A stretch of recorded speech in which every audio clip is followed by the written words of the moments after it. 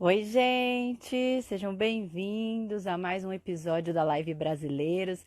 Eu já me perdi que episódio é esse, porque infelizmente algumas lives não ficaram salvas, inclusive a live do Johnny Sasaki de ontem, que foi incrível, não ficou salva. Infelizmente o Instagram acho que não tá dando conta da quantidade de lives que o pessoal tá fazendo, e aí a gente tá tendo esses problemas.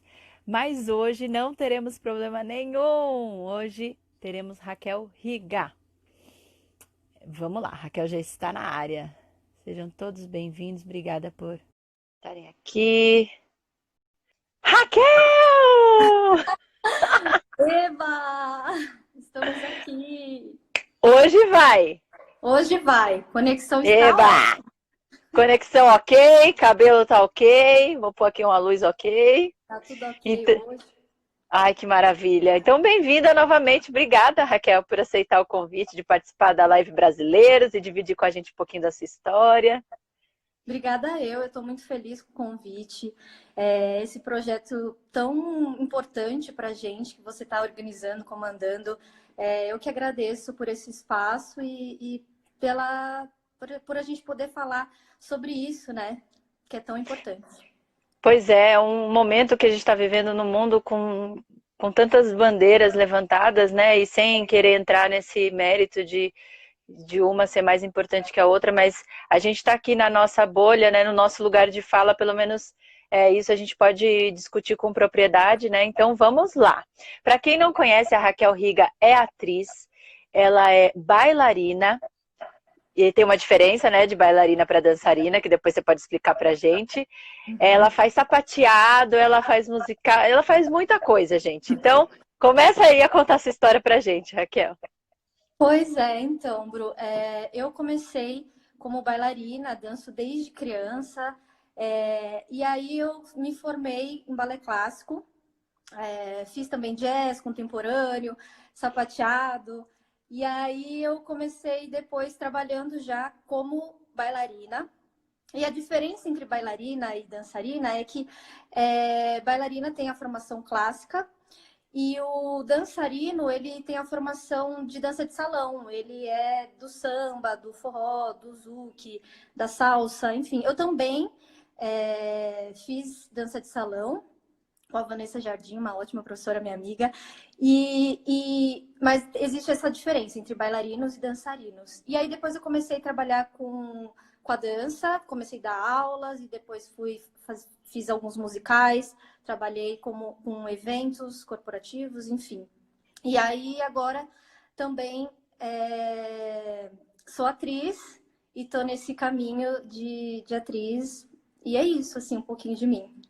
A gente vai falar também daqui a pouquinho, vamos deixar mais pra frente, da sua formação, que agora você entrou para o que é um sonho de muitos profissionais, que é a EAD, né?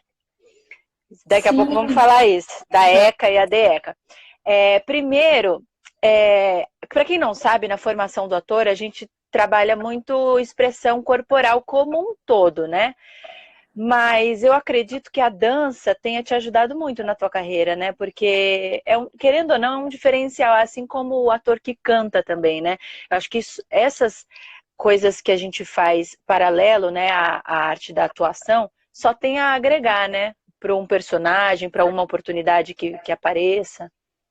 com certeza. Hoje, quanto mais versátil a gente for, quanto mais possibilidades a gente tiver, melhor, assim, só complementa e potencializa o artista que a gente é. Então, se a gente for fazer um personagem e aí a gente tiver mais ferramentas, mais, né, condições de dar para o personagem outras qualidades, dançar ou cantar ou fazer malabarismo, coisa de circo, enfim, eu acho que é muito importante hoje em dia e me ajuda muito, porque é um diferencial, né? Então, quando precisa de uma atriz que dança, que canta ou que, enfim, já é um diferencial a mais, né? A gente já sai na frente. E hoje o mercado está muito competitivo e exige muito da gente. Então a gente tem que estar, quanto melhor preparado a gente estiver para tudo, melhor. Eu vi na live que você fez com o Pedro, o primeiro, que ele faz muitas coisas e é um diferencial para ele, com certeza, porque hoje em dia, quanto mais possibilidades a gente entregar para o personagem ou der para o diretor poder usar ou para o autor querer explorar, é ponto pra gente, né? E você canta também, Raquel? Você Então, entra no coro ali com a galera? Isso, eu entro no coro com a galera, eu faço aula de canto, Caneta. né? Porque, assim, é preciso, a gente tem que, quanto mais, como a gente está falando sobre isso, né? A gente tem que se especializar, tem que fazer aula, muita aula. Eu não sou a super cantora, mas eu acho muito importante que a gente saiba cantar, que a gente saiba ser afinado, que a gente Que tenha entenda noção, né? Pelo menos. Até isso. porque, para quem não sabe, né? Quem faz musical, quando não é o. Que tem os solos, né? Tem os solos dos artistas que cantam, né? Sozinhos, que são normalmente os principais. E aí tem o balé e tem também a galera que faz o coro, né? Que é aquela galera que canta todo mundo junto. Mas não quer dizer que você vai fazer o coro, que você vai cantar de qualquer jeito. Imagina, muito pelo contrário. Inclusive, eu já ouvi Exato. dizer, assim, não é meu universo, né? Musicais, mas eu já ouvi dizer que tem cantores assim que estão ali, né? Pau a pau com os que fazem o solo. Então, normalmente eles cantam muito bem, né? Mesmo quem faz coro, né? Sim, com certeza. Hoje a galera está cada vez mais se aperfeiçoando e o ensemble, que é o coro, né, que dança, canta e faz tudo assim no musical, cada vez mais a galera está se preparando e se aperfeiçoando e cantando muito. Tem uma galera muito boa e que tá realmente, como você disse, pau a pau com a galera, com os solistas ou com os principais, os protagonistas, enfim, E tanto é que muitas vezes eles usam o ensemble na hora de escolher para ser cover dos protagonistas, assim, dos principais. Então, o coro, o ensemble tem que saber cantar tanto quanto os personagens principais. Então, eles têm que ser muito bons também. E aí a gente tem que se aperfeiçoar cada vez mais, né? Com certeza. Porque o mercado exige muito, é bem Exige muito, né? rígido. Eu imagino, até porque, né, o nosso parâmetro é a Broadway, né? Então cada vez se espelham lá, né? Então tem que cada vez estar mais próximo do que é a referência que é Nova York, que é Broadway, né? Enfim, deixa eu te perguntar uma coisa, que você faz parte daquele balé que integra o balé do Faustão, né? Que participa de alguns quadros específicos, um deles que é bem famoso, que é o Ding Dong, né? Você acha que ter participado desse balé, porque querendo ou não, né, a gente sabe que Globo tem uma visibilidade tão grande, né? E eu acho que aparecer na Globo, integrar um balé como de um programa como o do Domingão do Faustão, deve ter te dado uma visibilidade muito grande, né? Sim,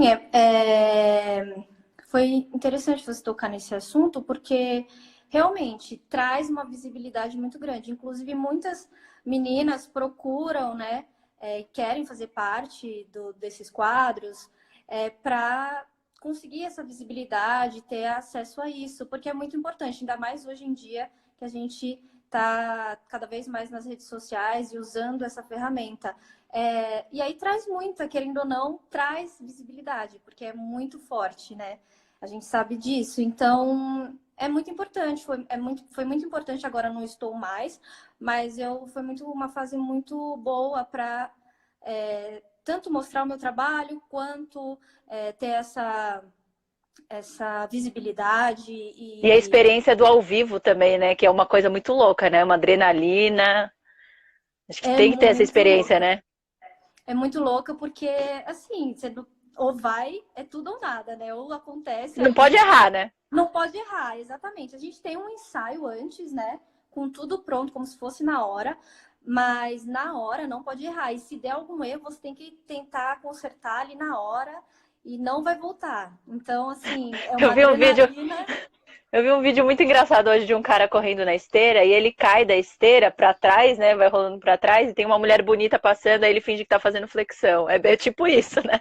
É tipo É se isso. virar nos 30. É uma adrenalina, assim, não, você fica muito querendo acertar e não pode dar nada errado. mas é uma delícia também. Ter essa adrenalina te provoca num lugar assim que você tem que estar pronto, tá preparado para entrar e se joga e curte o momento, porque não deixar que esse nervosismo também te atrapalhe, né? Então é uma experiência muito boa. É. Ô, Raquel, eu queria saber, assim, desde a sua infância, como que você se via, assim, esteticamente falando, quando você se olhava no espelho, você desde pequena tinha essa noção de que você era diferente, assim, que você tinha os traços de asiáticos? Também falar um pouquinho das suas origens, se seu pai e sua mãe são ascendentes, né, em orientais, ou se eles são japoneses mesmo, nasceram lá. Porque, por exemplo, ó, comparando o meu olho com o seu olho é bem mais puxadinho que o meu, né? Você não tem Sim, nem essa tá. linhazinha aqui que eu tenho, então o seu é bem mais puxadinho. E se você já sofreu por causa disso, assim, e profissionalmente falando, de perder trabalho, de alguém falar, não, você é muito japonesa. Porque no meu caso eu Nossa, ouço assim, ou você é muito japonesa, ou você não é tão japonesa. Mas para você não, né? Porque você já é bastante, né? exatamente. Nossa, foi muito bom você ter tocado nesse assunto. Porque, primeiro, eu vou começar então só falando dos meus pais. Os dois são japoneses, mas meu pai é neto de japonês e minha mãe é filha de japonês que veio do Japão. Então, meu avô, meus avós vieram do Japão, fugindo da guerra, né? E aí os meus pais já nasceram aqui no Brasil. E aí eu também já nasci, mas os dois são japoneses. Eu não tenho mistura nenhuma, não sou mestiça, eu sou japonesa mesmo. E com relação de me ver desde criança como oriental, olha que louco. Eu fui realmente me ver como japonesa o ano passado. Porque o ano passado eu fiz vários processos de autoconhecimento e tudo mais. E, e eu percebi, e eu consegui enxergar isso. Não que a gente não. Eu não vi que eu sou japonesa, a gente já tá escrito que é, mas assim, me ver como oriental foi o ano passado, porque assim, eu sempre quis ter dobrinha no olho, como você falou. Eu queria fazer cirurgia para fazer a dobrinha, sabe? Falava com a minha mãe, eu queria ter essa dobrinha. E eu sempre imitei é, os brasileiros nos gestos, nas maneiras, sempre quis. O padrão estético é ocidental, então sempre quis ter o corpo ocidental, a maquiagem ocidental, os cílios postiços, assim, uma coisa grande. Sempre quis ter um olho grande e sempre foi um problema para mim ter um olho pequeno. Mas o ano passado, como eu me enxerguei enquanto oriental, isso passou, assim, eu me aceitei como eu realmente sou. Eu tenho esse olho pequeno, o que eu vou fazer com esse olho pequeno? Entendeu? Porque eu achava que como o olhar no cinema, na TV é muito importante, eu achava que eu não ia conseguir transmitir as minhas sentimentos e tudo mais pelo olho. Então eu queria ter ele muito grande, entende? Assim, para poder passar. É, e aí eu percebi que não é nada disso, não tem nada a ver com o tamanho do olho, e sim com o que você sente realmente internamente como você vai fazer o seu personagem. Mas e depois que eu aceitei isso, que eu entendi, que eu me vi enquanto oriental, que eu me aceitei, que as coisas começaram a mudar, né? Mas é exatamente sobre isso, sobre a representatividade, por exemplo, na TV, no cinema, em vários lugares, nas séries e tudo mais, é que as séries são mais recentes, mas eu ficava indo atrás das representações que eu tinha, que eram as brasileiras. Então, eu ficava copiando as ações das brasileiras. Por exemplo, assim, o simples fato de tomar um café. Eu ficava imitando as que eu tinha de referência, que são as brasileiras, ocidentais. Aí, só que a maneira como eu tomo café é diferente. Nunca vai ser igual. Então, não adianta eu buscar referências que não são as nossas e tentar copiar daquela maneira. Enfim, é uma loucura isso tudo dentro da gente, porque mexe muito com tudo. Porque a gente fica buscando para ser aceito. Assim, hoje eu entendo que é isso, né? Para ser aceito e para se igualar a esse padrão de beleza, ou a sociedade, enfim.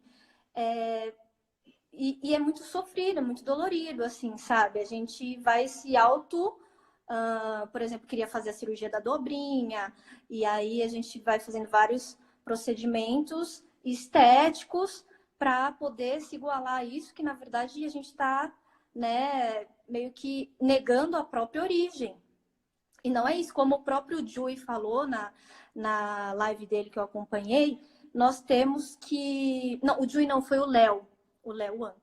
É que a gente tem que ir atrás da nossa ancestralidade, porque é a partir da nossa ancestralidade que a gente vai entender uma série de coisas e a gente vai se aceitar enquanto oriental e aí a partir disso a gente vai ver as outras causas, né? E aí a gente vai mudar tudo isso. Por que somos assim, né? Por que a gente tem esse tipo de comportamento? Porque mudou já, né? Como a gente fala, nós já somos centenários aqui, então muitas coisas a gente já não é como antes. E a gente tem que quebrar isso, conversar com as pessoas para elas verem que realmente as coisas mudaram. Então é por esse caminho, assim, eu acho. Por isso que é tão importante a questão da representatividade para nós orientais, que tem que ter cada vez mais no mercado, para que outras meninas e meninos, como eu no caso, e você deve ter outras questões também, se sintam representados e como fala,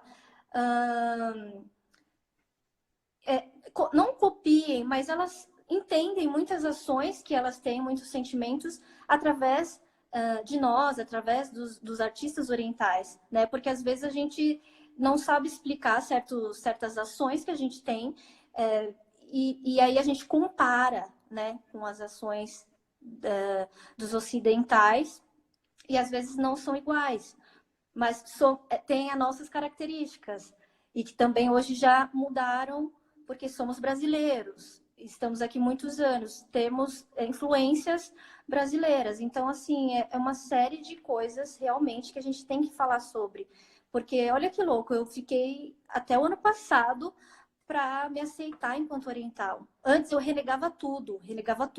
Eu gostava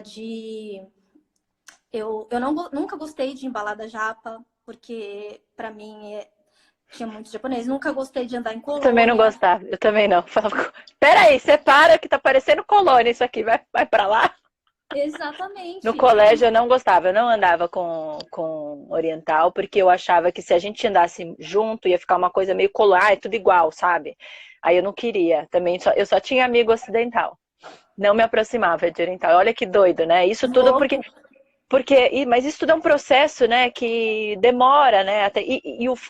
Esse projeto dessa live não é pra gente renegar as nossas origens, nem a nossa ancestralidade. É só pra gente mostrar para o público que a gente está bem resolvido hoje, né? Foi um processo, demorou um pouco, mas hoje estamos bem resolvidos com isso. E é só reafirmar e esclarecer que temos essa ancestralidade, temos essa fisionomia, temos esses traços, porém somos brasileiros, né? E assim como já foi dito aqui em outras lives também, a gente quer, na nossa profissão, na dramaturgia em si, ter papéis de brasileiros, papéis... Podemos até ter, né? Porque a gente não pode negar que nós temos esses traços. Podemos fazer papéis de mestiços, de descendentes de japoneses, não tem problema, mas papéis com relevância, né? Papéis que a gente possa fazer uma construção, papéis que de fato tenham uma mensagem, tenham uma história, tenham uma alma, tenham uma origem, um meio, um início, meio e fim, e não simplesmente aqueles personagens que a gente sempre faz, que é, como a gente está cansado de dizer aqui, mas a gente vai ser repetitivo mesmo e não tem Sim, é problema, importante. que é o pasteleiro, né? Que é o nerd, ou que A é só vez. aquele. Exatamente. Então é isso que a gente quer, né? Quebrar, tirar esse estereótipo e dizer que nós somos profissionais, atores, atrizes, e que podemos sim fazer qualquer papel. Sim, Né, com Raquel? certeza, porque é isso, a gente está inserido e nós, orientais, não é porque nós somos orientais que nós não temos os mesmos conflitos de outras pessoas do mundo inteiro, do Brasil e do mundo inteiro. Todos nós temos conflitos amorosos, todos nós temos conflitos no trabalho, todos nós temos problemas de relacionamento, tanto com amigos ou com pessoas, ou, enfim, todos nós temos doenças, todo mundo fica doente, todo mundo tem todos os tipos de doença. Então, assim, nós somos iguais a todo mundo, né? Então, assim, não é porque nós somos orientais que nós a gente não tem nada disso, a gente não vive essas coisas. Pelo contrário, a gente vive tudo isso, doenças, relacionamentos, problemas amorosos, problemas na vida financeira, problema em tudo, entende? Então, assim, não tem o porquê da gente não ocupar e ter personagens com esse tipo de situação na vida, entendeu? Então, a gente tem que procurar, sim, conversar com os atores, com os autores, dramaturgos, cineastas, enfatizar que estamos aqui. Produtores de elenco. Produtores de elenco. Inclusive entrou um, que acho que não tá mais, o Fábio entrou aqui. O Fábio Zambroni, inclusive foi ele que fez o meu teste da novela. Ele deu uma passada aqui, mas acho que ele já saiu. Ah, que pena. Mas, enfim, eu acho importante a gente fazer esse movimento para que a gente chegue nesse lugar. Porque é só com esses movimentos que também eles vão saber o que está acontecendo, saber que a gente está falando aqui por isso. Porque às vezes a gente fica quieto e não fala nada e as pessoas acham que está tudo bem e que é isso que eles pensam, que está tudo certo. Mas eu acho que se a gente falar, se a gente conversar, se a gente começar a discutir sobre cada vez mais, eu acho que a gente começa a conscientizar outras pessoas e principalmente essas pessoas que escrevem para que entenda a relevância e a importância desses personagens para a vida de outras pessoas como nós. E, enfim, é muito importante, né? E também, Raquel, não deixar isso também, por exemplo, como vamos colocar uma japonesa ali, um japonês para dizer que tem, aí um tá bom. Também isso acontece muito, né? Em produção. Por exemplo, na novela que eu fiz só tinha eu, na Dona do Pedaço que tinha chance só tinha ela. Aí o Amor Sem Igual já inovou, né? A Record colocou 3 orientais ali.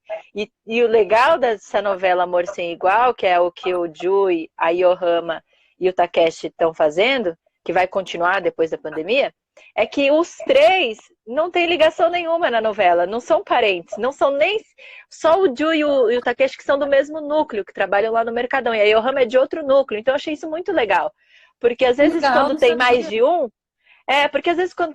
um, ele é porque ou é parente, né, pai e filho, marido e mulher, mas o legal da Amor Sem Igual, dessa novela da Record, é que são pessoas independentes, então ali, cada um tem a sua história, né, cada um no seu núcleo, isso eu achei muito, não sei se já teve isso antes na televisão aberta, mas eu acho que é a primeira vez que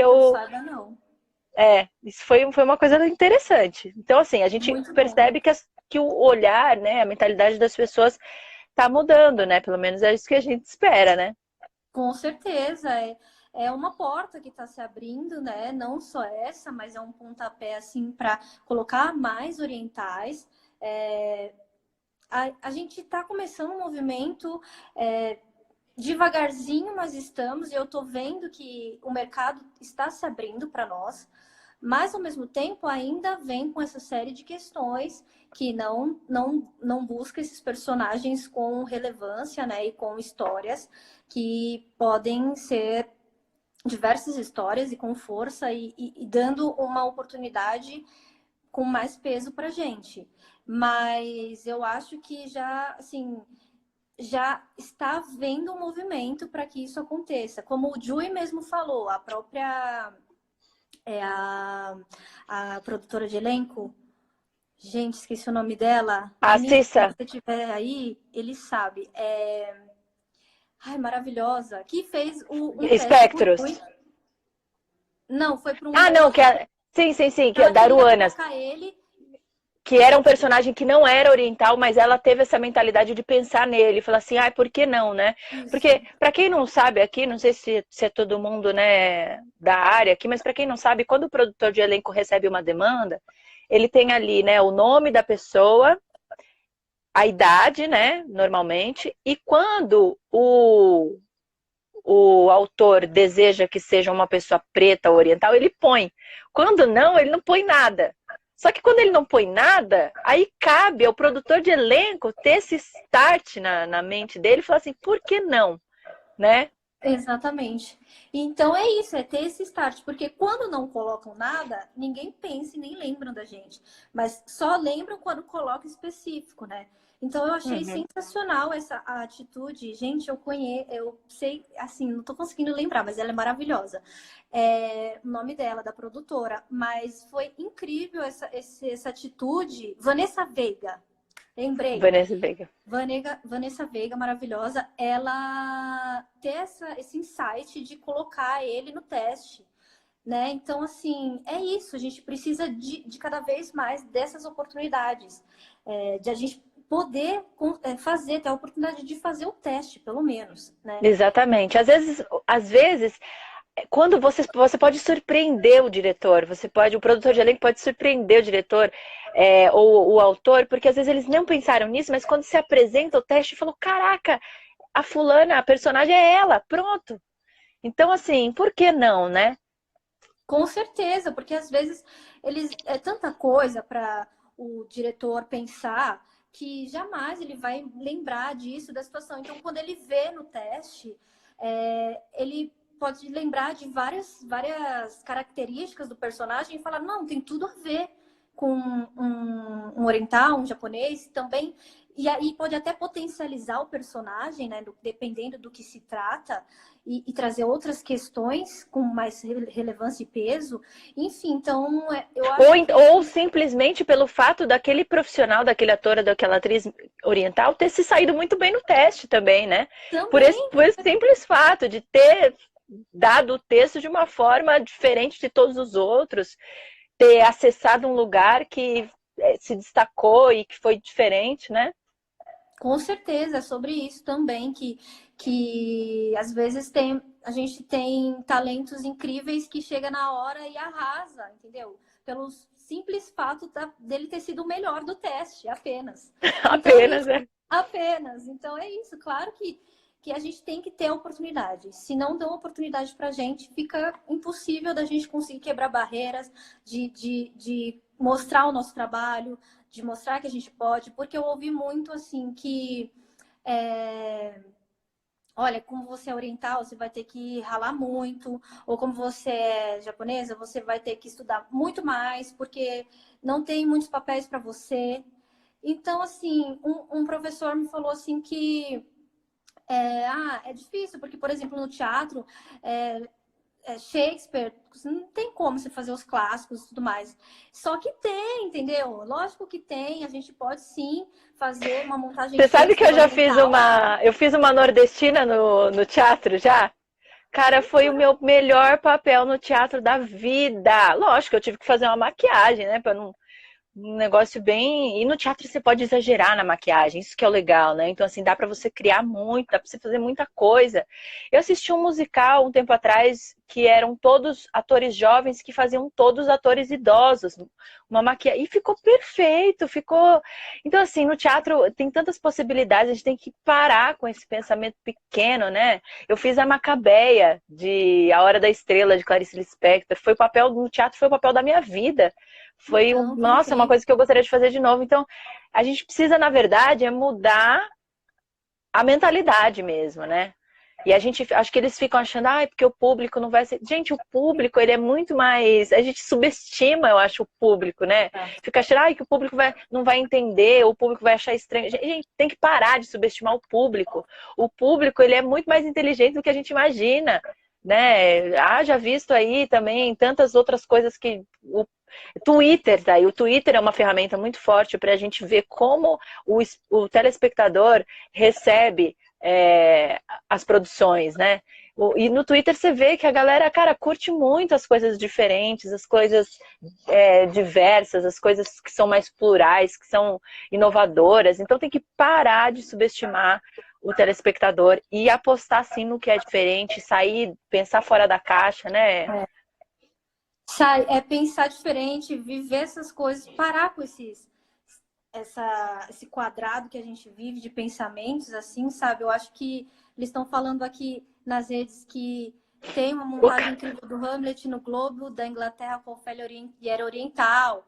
O West Olha, tem será que Shakespeare no não tem Shakespeare Japão. no Japão? Então, eu acho que com certeza deve ter, sabe? Assim, e se não tiver, tem que fazer, tem que ser feito. Porque é isso, eu também fiz uma montagem de Sonho de uma noite de Verão do Shakespeare, eu fiz a Helena, sabe? Então, e foi também uma das melhores coisas que eu fiz, que eu me encontrei, assim, em outros lugares.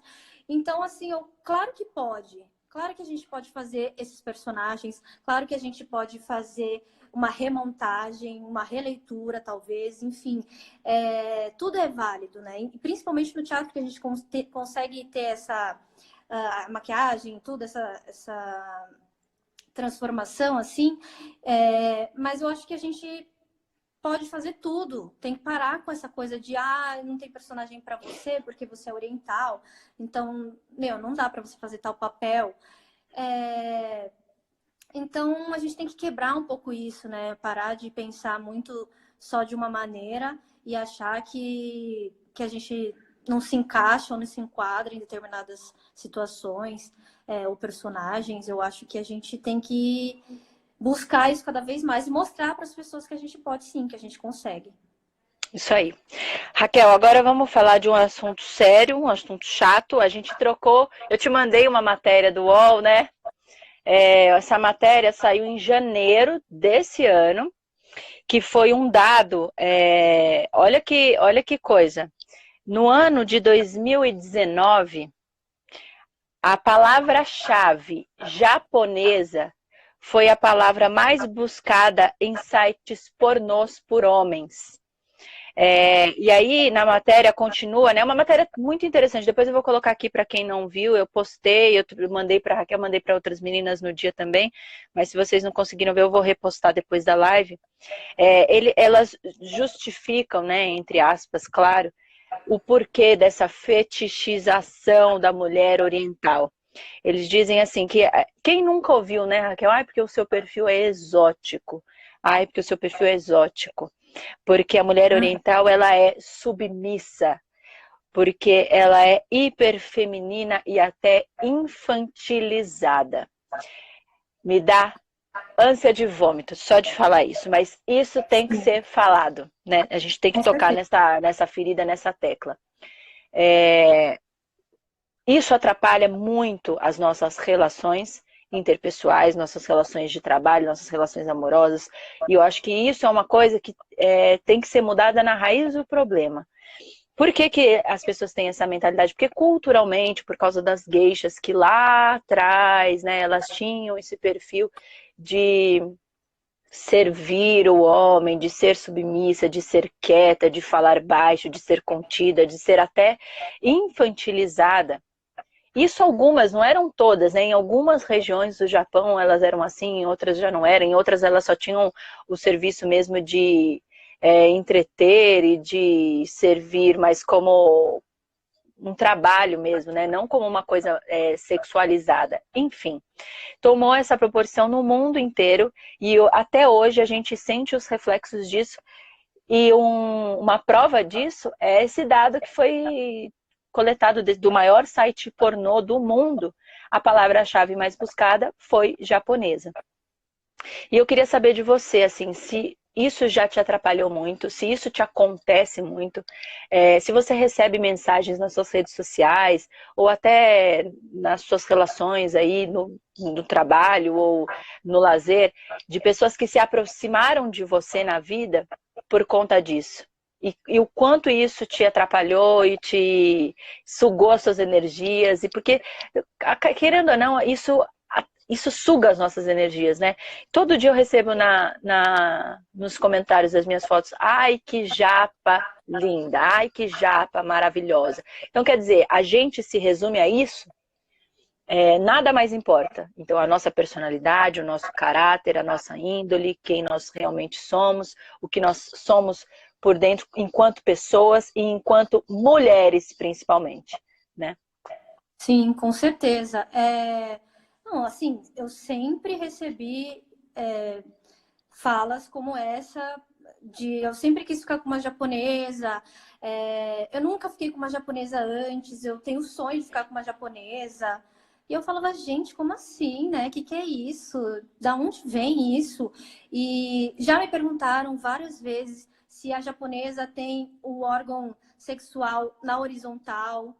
E eu falava, gente, que absurdo, como assim? Enfim, é, já nas relações que eu tive, já apareceram pessoas que falavam assim, nossa, mas as japonesas são quietinhas, não falam tanto, ou falam baixo, ou são mais contidas, e você não, você é bem diferente, você é, é toda descolada e tal, você nem parece que é japonesa. Olha isso, você nem parece que é japonesa. É um Olha o absurdo. machismo aí, olha o O machismo. Por quê? machismo, Por exato, que que o porque homem quer uma mulher japonesa? Porque ele quer uma mulher que não fale, uma mulher que fale baixo, uma mulher que seja quietinha, que seja submissa, super né? educada, super fina e tudo mais. E aí é isso. Então, uma vez eu saí com uma pessoa e a gente estava se conhecendo e tal.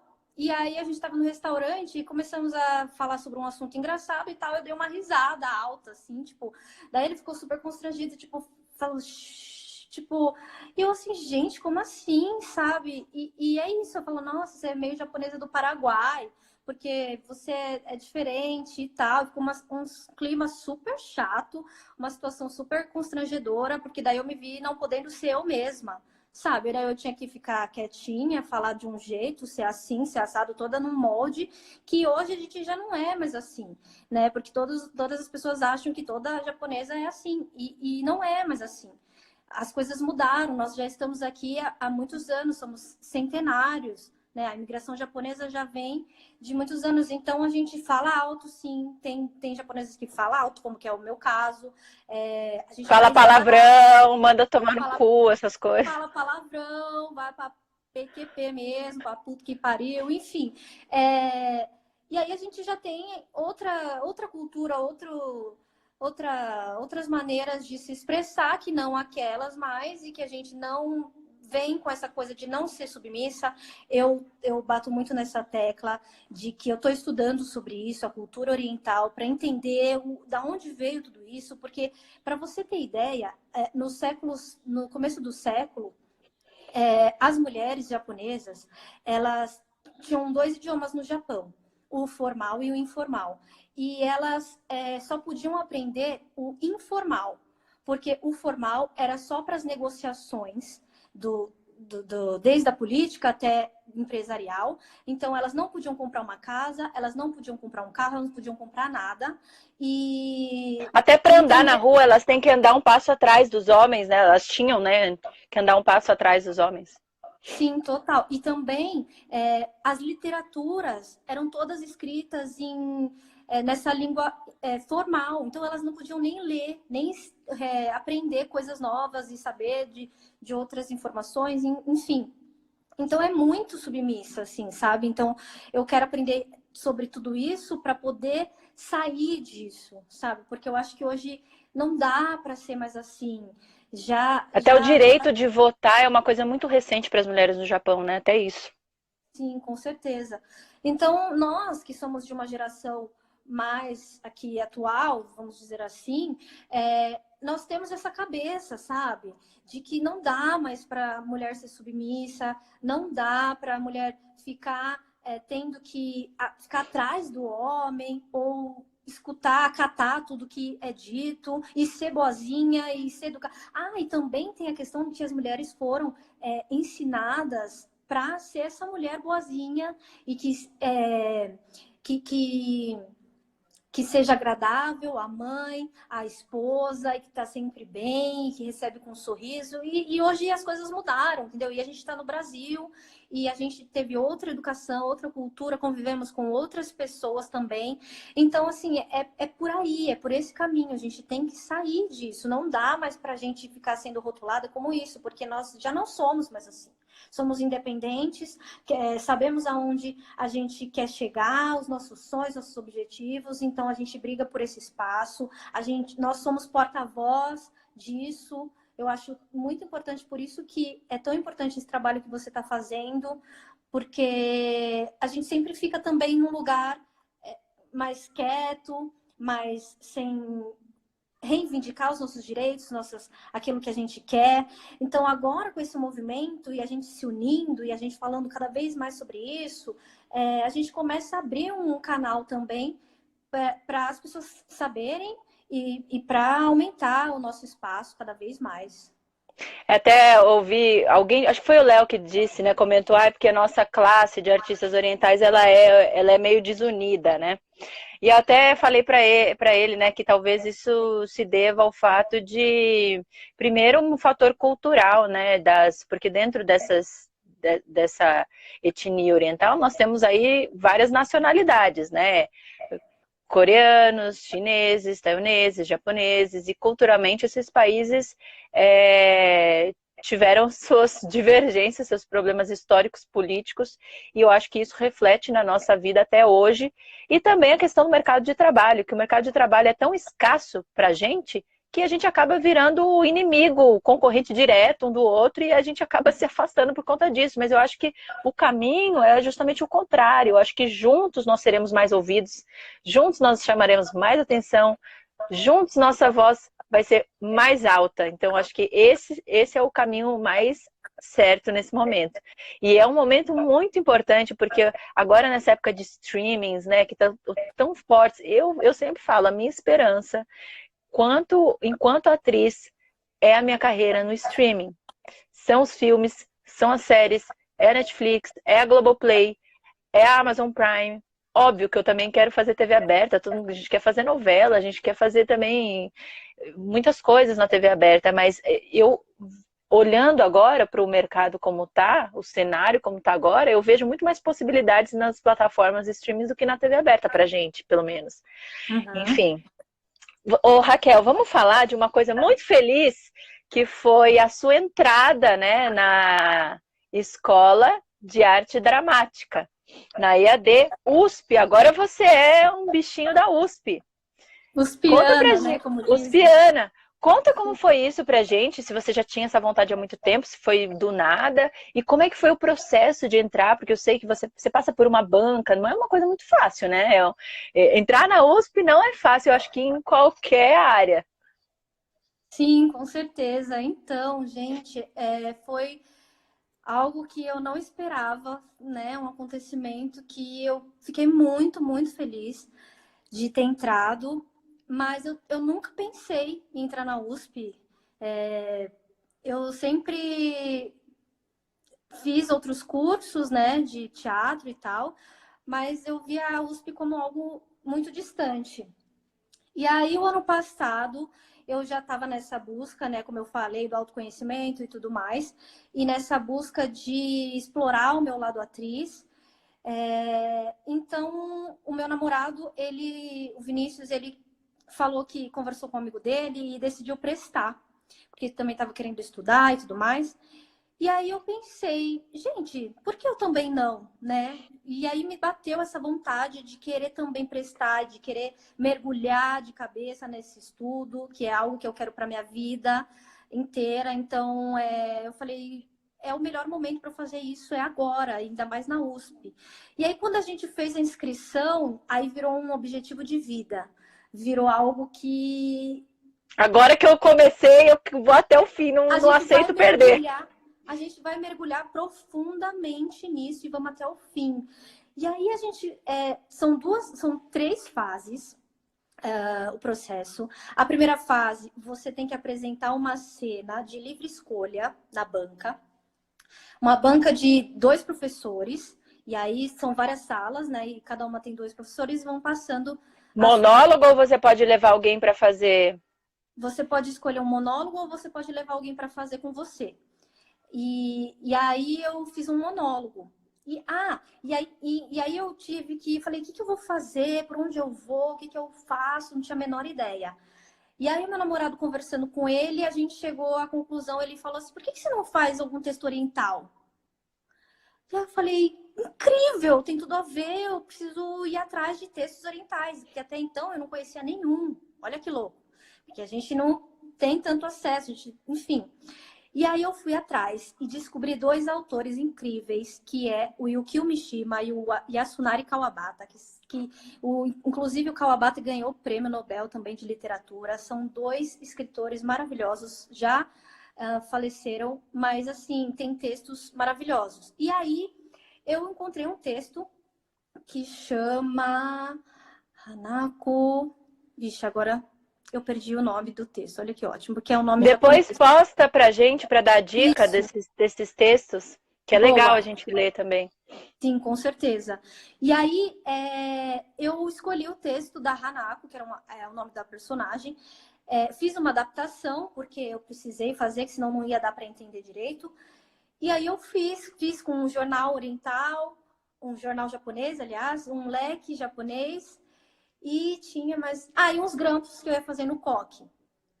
Mas o assunto não era nada, tipo japonês, entende? O tema era de uma japonesa que era prostituta, no caso, e encontrou um rapaz que se apaixonou e eles trocaram leques. E nessa que eles trocaram leques, ele foi embora e ela ficou esperando ele há muito tempo. Muitos anos, enfim. E aí, uma pintora oriental, que no caso é a Hanako, pega essa menina e acolhe ela na casa dela, porque ela fica muito mal. E o final aí eu não vou contar, né? Porque senão fica tudo muito de mão beijada, mas é linda a história. E aí eu fiz esse monólogo na primeira fase da EAD, que foi muito incrível, porque ainda mais para mim, quanto esse texto, foi algo muito representativo, sabe? Assim, muito forte. Independente de se eu ia passar ou não, eu falei, é isso. Eu tô com o que eu quero falar. Eu tô aqui com isso que eu preciso mostrar. Ponto. Passei para a segunda fase. Eu e meu namorado também passamos a segunda fase. E aí virou mais uma meta de vida e agora. E aí eu tive um anjo da guarda que chama Florence, que ela é maravilhosa. Ela é veterana já de umas turmas anteriores, que me ajudou muito. E ela que a gente estava conversando sobre isso e ela me falou sobre o texto do Terror e Miséria no Terceiro Reich, que aí eu fiz também para a segunda fase, que é um assunto de uma judia que precisa ir embora, porque senão ela vai morrer, porque estão exterminando todos os judeus. E aí é muito forte também. Quando eu li, eu falei, é isso que eu quero falar. Independente, aí vamos naquele lugar, né? Imagina eu oriental fazendo uma judia. Tipo, Maravilhoso. assim, entendeu? E eu falei, mas é isso que eu quero falar, é sobre isso que a gente está vivendo, a gente está urgente nesse assunto, a gente está vivendo isso muito atual, então eu quero falar sobre isso, independente se eu sou judia ou tenho cara de judia ou sei lá, qualquer coisa assim. E aí eu fui e ensaiamos, eu e meu namorado, assim, de noite, enlouquecidamente, vivemos isso, e aí eu passei também para a segunda. Aí a segunda fase, que é uma banca de 11 a 10 professores. Aí já é no teatro e é aberto para todo mundo assistindo a sua cena. Você levou uma torcida, não? Não levei torcida, mas eles são muito, assim, acolhedores. Todo mundo rola uma torcida, assim, calorosa, porque é um nervosismo gigantesco, é uma pressão muito forte. Então, eles acolhem de uma maneira muito carinhosa. Inclusive, todo o processo ali desse processo mesmo é tudo muito lindo, sabe? É tudo muito mágico, tem músicas e é muito enriquecedor, assim, é acolhedor. E aí, a terceira fase... são 4 dias que a gente fica lá com eles, tendo aulas, como se fosse um workshop. E aí a gente, cada dia, tem duas disciplinas. A primeira fase a gente tem um debate de um texto. Nesses 4 dias, vocês meio que ficam sendo observados a todo momento? Ou vocês têm as aulas e depois tem tipo uma prova, assim? A gente é observado a todo momento. Tem professores Gente, que vários desespero. professores com É um desespero, eu nunca passei por nada parecido. Bruna do céu. É tipo É o um Big terror, Brother, assim. né? O Big É o Big Brother da... Brother. E detalhe, você não sabe o que eles estão pensando, você não sabe o que eles querem, é tudo muito abstrato. Porque, assim, são coisas que vão acontecendo, exercícios de improvisação e de voz, e que você não entende. Você fala, E gente, eles vão o que anotando eles tudo. vão anotando tudo. E porque são, pelo que eu entendi, são notas que eles vão dando, e no final é, acho que a nota mais alta, enfim, eu acredito que seja mais ou menos assim, mas não sei ao certo como eles fazem o procedimento de avaliação, mas eles vão anotando tudo e a todo momento eles estão te observando, e são uns exercícios, às vezes, que são um pouco abstratos, que você fala, será que eles estão vendo? Sim, não dá para mostrar Não assim. dá pra... Eles devem ter vários quesitos, né? Que eles vão anotar nesse quesito tal e depois deve somar tudo Sim, com e tirar certeza, uma porque assim, média, né? e aí, assim, são exercícios que eu vi que esses são meio psicológicos também, sabe? Tipo, às vezes você não vai mostrar que é um super ator, até porque eles não estão procurando um super ator, eles querem pessoas que estejam disponíveis, Com porque você vai ficar 4 potencial, anos. né? Com Exato, potencial porque para. Senão você não total. precisava nem fazer a faculdade. É isso, exatamente. Então é isso. Então você vê a disponibilidade de trabalhar em grupo, a disponibilidade de você estar ali trocando com as outras pessoas, o quanto você consegue falar e se expor, e ao mesmo tempo ceder o espaço para o outro, né? Assim, não querer só se aparecer. Enfim, é uma série de coisas que eles estão observando e que a gente não faz nem ideia. O E famoso que ego, né? o famoso ego, exatamente. Como você controla isso? Como que é isso? Eles estão observando tudo. Como você, se você sabe trabalhar em grupo ou não, se você tem, né, a disponibilidade ou não, enfim. E aí é isso. E aí a gente esperou o resultado ali ansiosos e de repente eu vi na lista, tipo, meu nome. Meu Deus, aí eu quase morri do coração e fiquei muito feliz. Infelizmente, meu namorado não passou, mas assim, ele torceu muito por mim. Nós estamos juntos, querendo ou não, lá. Se eu tô, ele também tá, porque é uma troca, né? E Não, ele e ele estudou escreveu muito. aqui que só o processo do teste já é um grande aprendizado. Eu imagino que deva ser mesmo, né? Uma grande experiência. Com certeza, foi algo assim que a gente aprendeu demais. E a gente aproveita também e tira várias lições de tudo isso, né? Porque os debates, aquilo que a gente aprende, como lidar com as pessoas, os assuntos, no nosso caso, foi um texto sobre a negritude, né? Então, que também é muito importante, que está aí, né? Que a gente tem que falar cada vez mais. Então, assim, a gente faz reflexões e aprende muito sobre tudo, né? O ser humano e Estudar é todo muito o bom, convívio. né? Muito bom. Raquel, e é nesse momento, agora para a gente encerrar, a gente tem pouco tempo, mas você está estudando Nossa, passou rápido. a distância? Como é que você está fazendo nesse período de pandemia? Ou está Então, parado? a gente começou com as aulas online, mas aí depois a gente entrou nos embates, umas discussões sobre, né, as pessoas que têm acesso, que não têm, enfim, e psicologicamente, como cada um consegue absorver isso, e situações individuais de cada um. E aí a gente chegou agora numa conclusão de que a escola vai disponibilizar internet para todas as pessoas que não têm acesso e também um notebook para aqueles que só tinham celulares e tudo mais, para dar acesso para todo mundo, né? Para que todo mundo consiga assistir às aulas com uma qualidade boa e Nossa, que legal isso. exatamente, eu achei assim é, muito como fala, sensíveis, né, com a situação e Uhum. assim, na verdade, não estou fazendo mais do que o que deveria ser feito, né? E aí a gente agora vai começar o semestre a partir do dia 15 agora. Eles vão contar como semestre mesmo, ou como ano letivo, e vai aí até o final do ano, e a gente vai ter aulas online. E aí a discussão, né, de teatro à distância ou não, como que vai ser isso. Mas a gente vai assim, tentar aos poucos entender Pelo como é menos a isso. parte teórica, né? Sim, a parte teórica vai ser dada também, já como prioridade. E aí a gente está se reinventando também. E acho super importante a gente se reinventar nesse momento, porque é algo que também está se tornando cada vez mais em alta, né? Essa coisa da internet, dos vídeos e da gente se produzir, da gente fazer nossos próprios movimentos e trabalhos. Então, assim, vai ser muito importante e rico para que a gente faça um trabalho e consiga ver outras alternativas, né? Possíveis. Isso aí. E foco no futuro. Vamos olhar para frente, que eu acho que muita coisa tem para acontecer pra gente. Raquel, eu até pus um filtro aqui pra gente fazer um print. Eu Ai, desativei como os que eu ponho? comentários pra gente fazer um print. Deixa eu ver se eu sei aqui. É uma carinha. Ah, tá. Eu gostei desse. Aqui, pronto. Ah, mas aí tá muito normal esse, né? Ah, mas tá bom. Tá bom. Agora eu não sei como é que tira aqui o. Vamos ver, Ai, será que vai? o quê? Tá aparecendo as carinhas embaixo?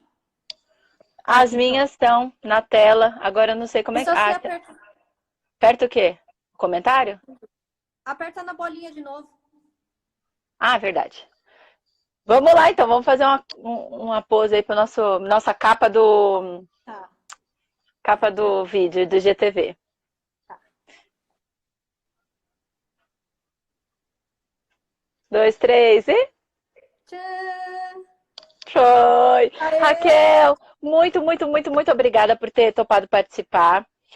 Conte comigo sempre. Estamos aqui em contato. Vamos trocar figurinhas, vamos indicar uma outra. E eu acho que tem espaço na arte para todo mundo. Então, eu tenho certeza que a gente vai trabalhar muito ainda. Eu quero te ver fazendo muita coisa legal. Eu quero te ver lá em cima. Com certeza, Bru, eu que agradeço muito, estou muito feliz de estar aqui no seu projeto, acho muito importante esse trabalho que você está fazendo. Obrigada por tudo aí, né, que você está encabeçando e começando a sua iniciativa. E estamos juntas. Eu tenho até uns pensamentos, projetos aqui que eu quero conversar com você sobre Ah, quero saber tudo. Vamos muitas trocar. coisas assim, diferentes e a gente está aí junto para o que pro que der e vier, e vamos embora nessa empreitada, né? Nesse movimento. Vamos sim. Um beijo, Raquel. Obrigada. Obrigada a todos que assistiram. Sigam a Raquel, gente, nas redes sociais, comentem, compartilhem as coisas dela. É assim que vocês podem ajudar a gente, tá bom? Um beijo! Beijo.